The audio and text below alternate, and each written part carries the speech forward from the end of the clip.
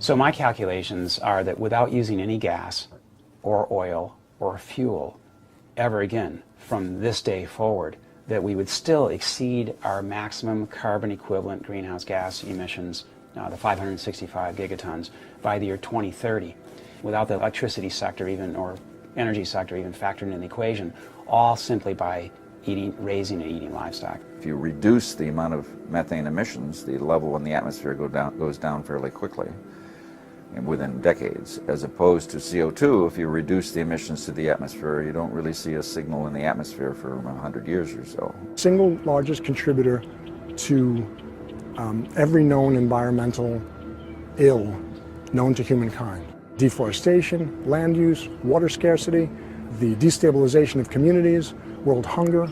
The list doesn't stop. It's an environmental disaster that's being ignored by the very people who should be championing.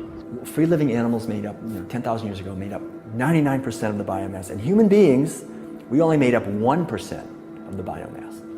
Today, only 10,000 years later, which is really just a fraction of time, we human beings and the animals that we own as property make up 98% of the biomass, and wild, free-living animals make up only 2%. We've basically completely stolen the world, the earth, from free-living animals to use for ourselves and our cows and pigs and chickens and factory farmed fish, and the oceans have been even more devastated. Concerned researchers of the loss of species agree that the primary cause of loss of species on our Earth that we're witnessing is due to overgrazing and habitat loss from livestock production on land, and by overfishing, which I call fishing, in our oceans.